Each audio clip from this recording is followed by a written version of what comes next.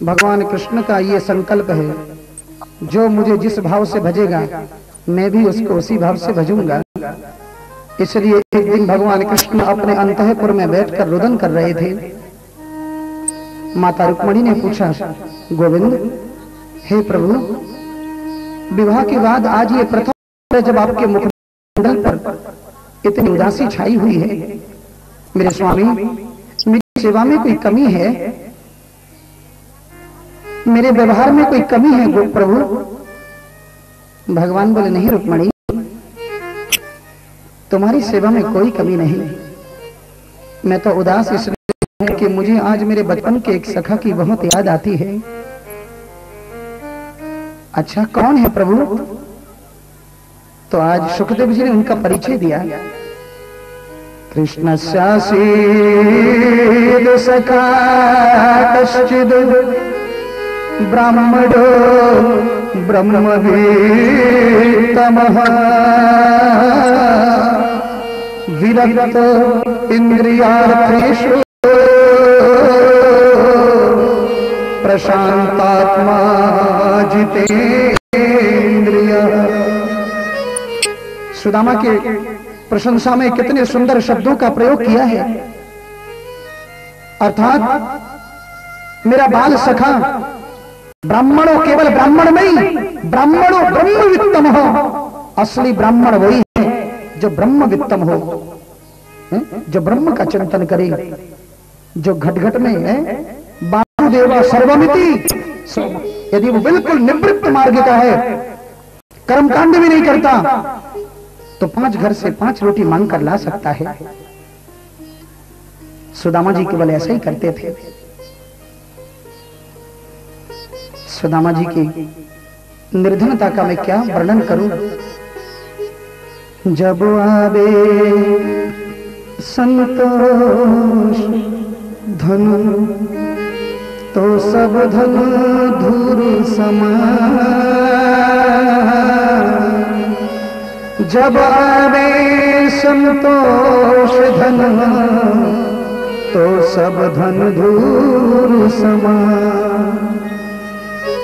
संतोष रूपी धन आ जाए तो संसार के सारे धन धूल के समान हो जाते हैं।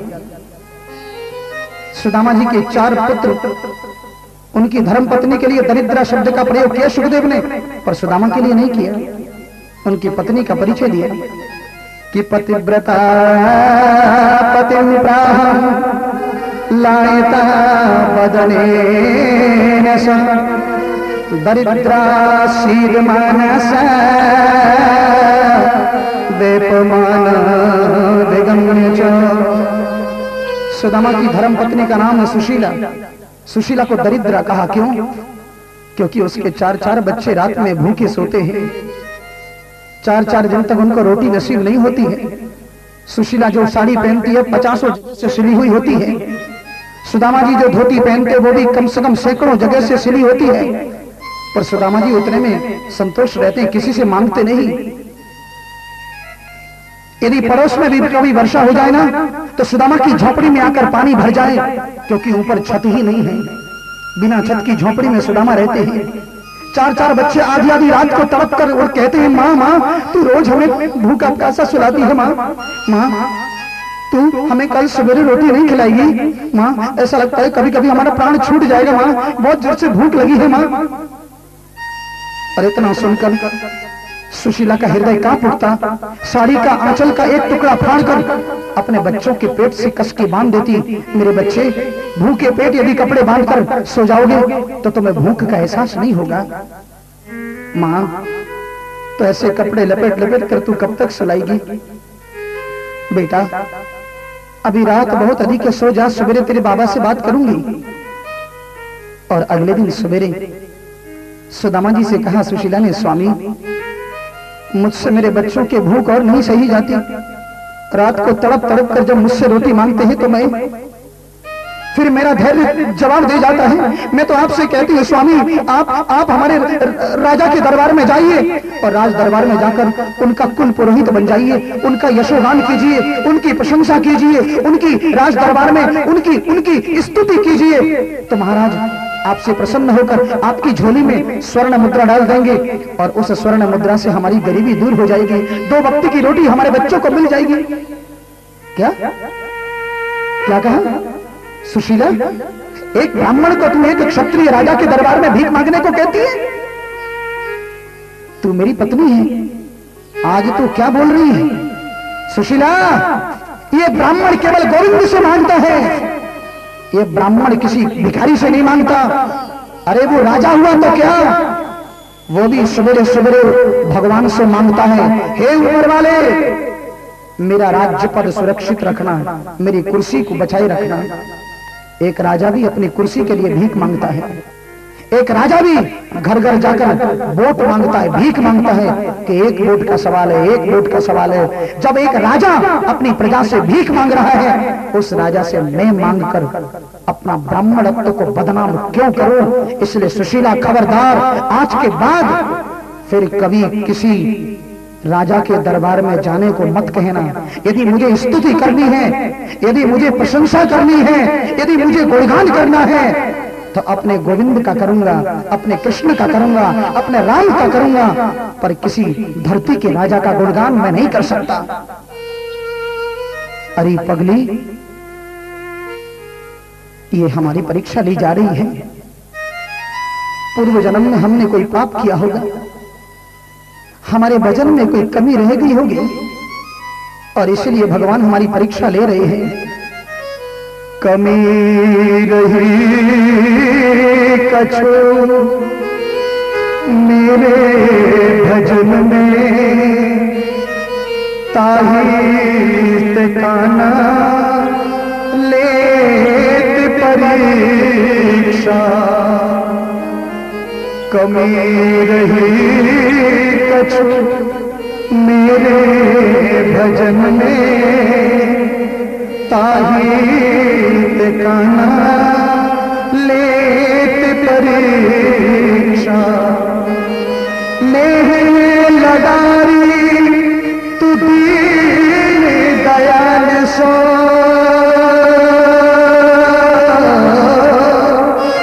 और थोड़े दिना बाकी कर ले प्रतीक्षा। अरे थोड़े दिना बाकी कर ले प्रतीक्षा। मांगन जावन कि तू कहे, यद्यपि नाही मेरे मन इच्छा। तो मांगने को कहती है, मेरे मन में इच्छा नहीं है कि मांगन जावन कि तू कहे,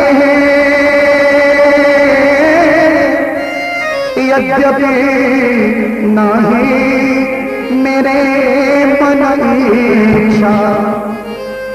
बोले सुदामा जी सुनो सुशीला, बामन को धन केवल शिक्षा।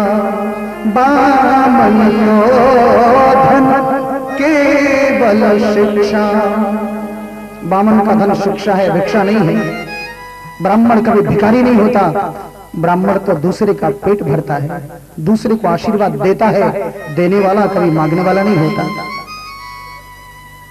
इसलिए सुशीला, आज के बाद कभी भिक्षा मांगने को मत कहना। राम राम राम ऐसा कहकर सुदामा जी निकल गए। उसी दिन उनके द्वार पर एक ब्राह्मण आए अन्न मांगने के लिए। भिक्षाम देहि। सुशीला बाहर आई, आकर कहा, बाबा मैं आप जैसे संत को आज कुछ भी नहीं दे सकती, क्योंकि आज मैं देने की स्थिति में नहीं हूं। क्यों बेटी? हाय राम, ऐसा नहीं कहते बेटी। द्वार पर यदि कोई ब्राह्मण आए तो उस ब्राह्मण को कभी खाली हाथ नहीं लौटाना चाहिए। बोले नहीं नहीं बाबा, ऐसी बात नहीं है, क्योंकि आजकल हमारे घर में सूतक चल रहा है। सूतक सूतक कैसा सूतक? बाबा मुझे एक बच्चा हुआ है। बच्चा तुझे? पर मैं पिछले सप्ताह आया तो तुझे देखकर ऐसा नहीं लगा कि तुझे बच्चा हुआ। आखिर गर्भिणी स्त्री को देखकर तो पता चल ही जाता है। तेरा बच्चा कब हुआ बेटी? बोले बाबा मेरा बच्चा हुआ 12 साल पहले। तो बोले 12 साल तक सूतक थोड़ी रहता है। सूतक तो 12 दिन का, 21 दिन का, 42 दिन, ये सूतक होता है। वो सूतक इतना लंबा चौड़ा सूतक तो नहीं होता। घर में कोई मर जाए तो 13 दिन का सूतक 13 में मनाने के बाद शुद्ध हो जाता है। पर तेरे घर में 12 साल का सूतक? हाँ बाबा मेरे घर में तो 12 साल का सूतक है, क्योंकि आज से 12 साल पहले इस घर में मैं बहू बनकर आई थी, और जिस दिन मैंने चौखट के भीतर प्रवेश किया उसी दिन इस घर में कदम रखते ही मैं मां बन गई, और मुझे गरीबी नाम का बच्चा हुआ। और वो गरीबी नाम का बच्चा जब तक पल रहा है, बढ़ रहा है, तब तक मेरे पास टूटी तवा और फूटा बेलन के अतिरिक्त कुछ नहीं है। आप जैसे संत के झोली में डालने को मेरे पास एक दाना भी नहीं है बाबा। 4 दिन से मेरे बच्चे रात में रोटी मांगते हैं और मैं उनके मुख में एक निवाला नहीं डाल सकती। ओ तो ये बात है बेटी। अरे मेरी बेटी तेरे पास कुछ भी नहीं हो, कम से कम तेरे पास एक गिलास पानी तो होगा। घर के द्वार से ब्राह्मण और संत को कभी खाली हाथ विदा नहीं करनी चाहिए। हमें तो एक पात्र में जल पिला दे।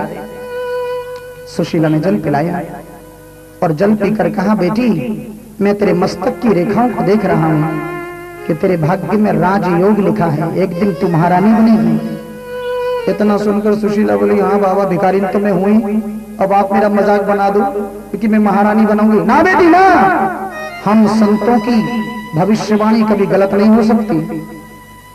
एक दिन तू राज करेगी, पर एक मेरा छोटा सी बात मान ले। बोले क्या? बेटी द्वारिकाधीश भगवान का स्मरण कर, वही तेरा गरीबी दूर करेंगे। क्या? हाँ अरे द्वारिकाधीश तो मेरे पति के, अक्सर मेरे पति उनका जिक्र